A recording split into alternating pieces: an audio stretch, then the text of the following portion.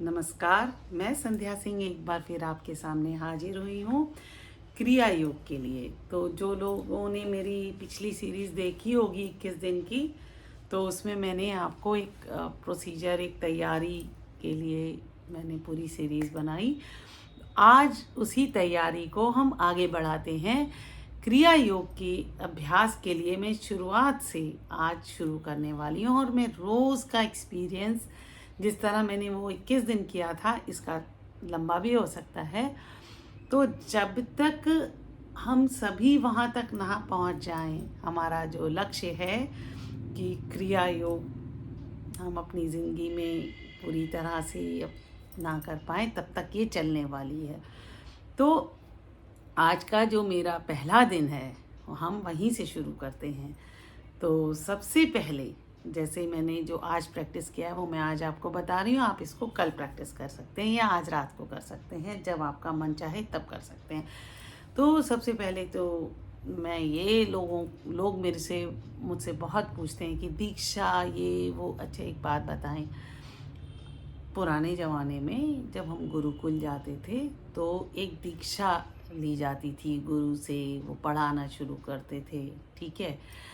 अब जब सारे विषय ऐसी किसी प्रोसीजर के बिना होते हैं, पढ़ाए जा सकते हैं, तो क्यों नहीं हम क्रिया योग को भी इसी तरीके से करें जैसे हम बाकी विषय पढ़ते हैं। कि क्या वो उसको कर देखा, का समझा और करा। पढ़ो, देखो, समझो, करो, यही होता है ना। देखो, पढ़ो, समझो, करो, जैसा आपको लगता है। और एक और बात है कि इन सारी चक्रा और इन सब के लिए इंडिया से बाहर कई जगहों पर इनके कोर्सेज बने हैं, प्रॉपर सिलेबस है। वहाँ कोई आश्रम खोल के दीक्षा नहीं दी जा रही। मैं इस चीज़ में बिल्कुल यकीन नहीं करती कि आप किसी पर डिपेंड करें। मैं खुद जब पसंद नहीं करती कि मैं किसी पर डिपेंड करूं, तो मैं आपको भी ऐसा नहीं बनाऊंगी। तो आप इसका अभ्यास शुरू करें। इसीलिए मैं डे 1 से शुरुआत कर रही हूँ कि सबसे पहले आप बिल्कुल आराम से लेट गए, बैठ गए, शवासन में लेटिए, या मेरी तरह जैसे मैं अभी बैठी हूँ चेयर पर बैठिए, ठीक है।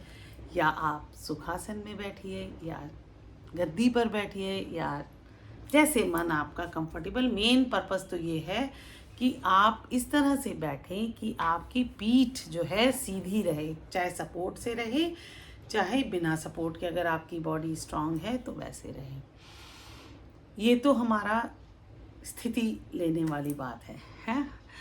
और इसके बाद अब हमें क्या करना है कि एक बात ध्यान रखिए, कोई ऐसा समय चुने जो आपको डिस्टरबेंस ना हो, कीड़े मकोड़े ना हो, आपका जो आसपास का माहौल है उसमें ना ठंड हो ऐसी कि आपका मन ठंड ठंड ठंड में लग जाए।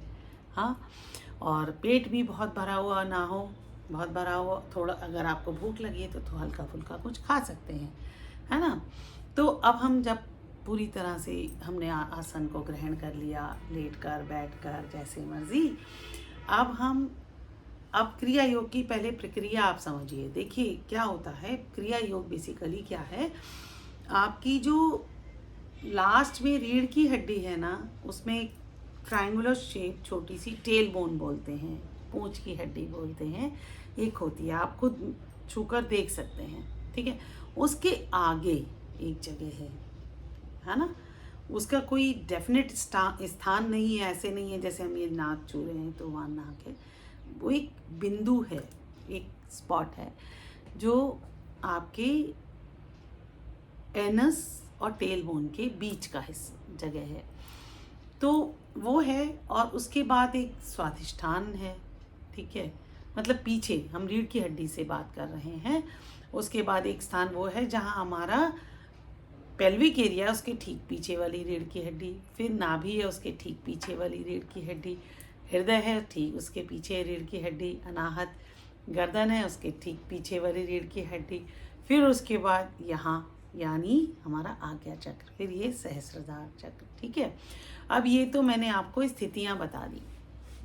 अब आप इसको चाहें तो कोई मैं मतलब आप फोटो देख सकते हैं किस तरह से चक्र होते हैं, उससे भी फ़ायदा होता है, मतलब एक स्थिति को महसूस करने में। तो अब आप जब बैठ गए तो अब आप क्या करने वाले हैं?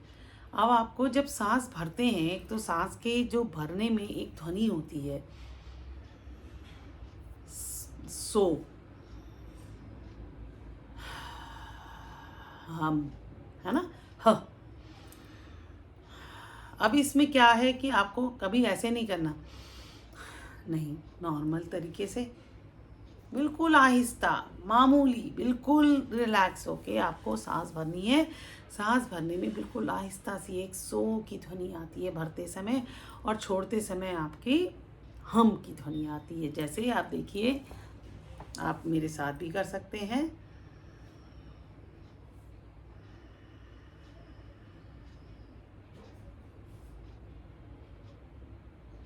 तो जब आप सांस छोड़ रहे हैं वहां से शुरू करिए। सांस छोड़ते छोड़ते छोड़ते छोड़ते आप इतना सांस छोड़ा कि आप बिल्कुल लास्ट में पहुंच गए। जो मैंने आपको बिंदु बताया उस जगह पर आपने, आपका फोकस, आपको मालूम है कि वो है आपका मूलाधार चक्र है। तो जब आप सांस छोड़ते छोड़ते वहां पहुंच गए, फिर एक समय ऐसा आया जहां ना सांस बाहर जा रही है ना अंदर आ रही है, उस समय, ठीक है। अब उस समय जब आपका सांस अंदर बाहर की स्थिति खत्म हो गई, फिर आप सांस भरना शुरू करिए,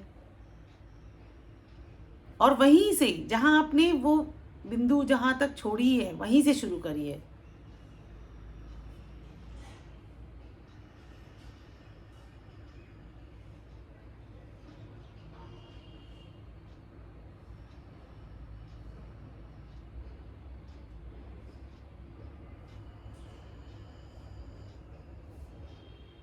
इस तरह से।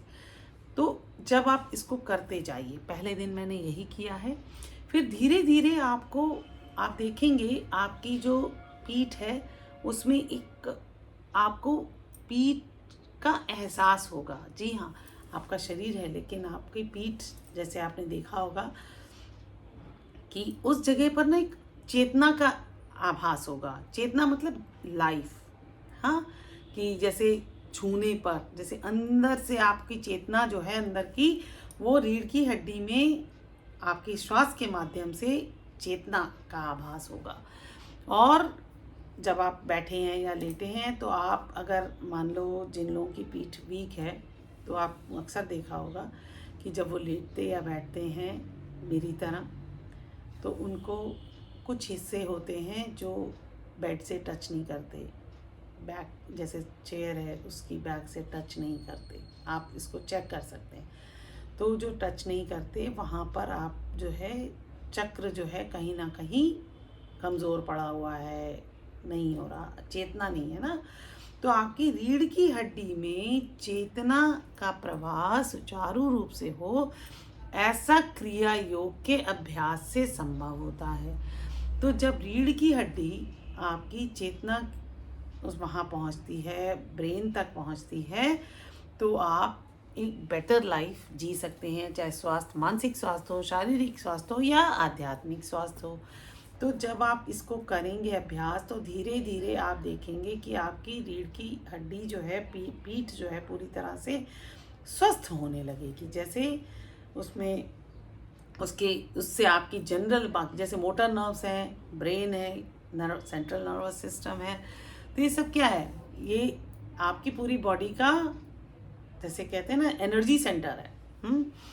तो जब हम इस एनर्जी सेंटर में, जैसे आप सोचिए कि आपका, अगर बिजली की तार कहीं टूटी है, कहीं फूटी है, तो बिजली कैसी आएगी? ठीक उसी तरह जब हमारी चेतना पूरी तरह से, आप पूरी पीठ जो है रीढ़ की हड्डी में, जब उसमें जागेंगे, जैसे आप सांस भरते हैं, आपने सांस भरना शुरू किया नीचे से ऊपर तक,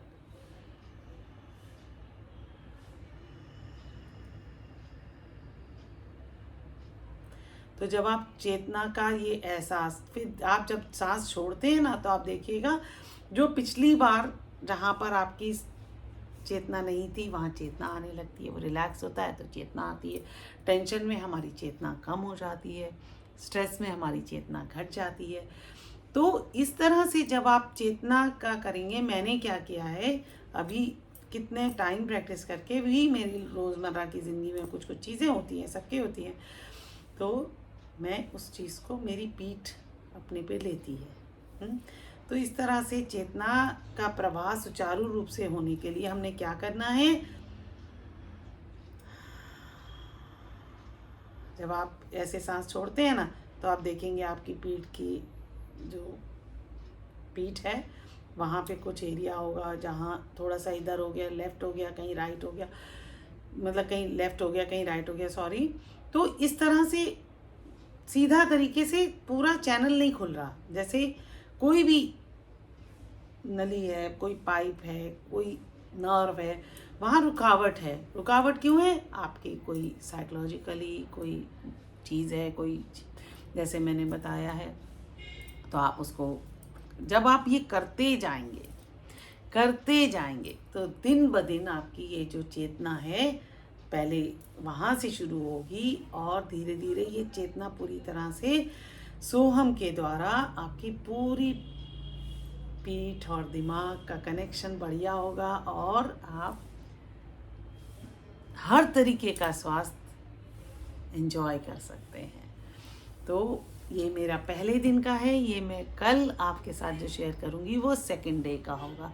तो तैयार हैं आप मेरे साथ जुड़ने के लिए?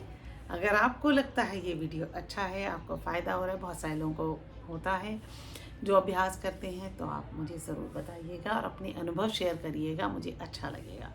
मेरा अनुभव है कि अभी तो मतलब ऐसा लग रहा है जैसे कभी इधर कभी उधर जा रही है मेरी चेतना, कभी क्योंकि चेतना क्या होता है कि जब आपका कहीं तकलीफ़ होती है, वो हम हमेशा लाइफ में खुशियाँ देखना चाहते हैं, तो चेतना वहाँ से ख़त्म होती जाती है, तो हम उसको आगे बढ़ाते हैं। ठीक है सर, चाहते हैं आप एक, तो फिर मिलूँगी। नमस्कार।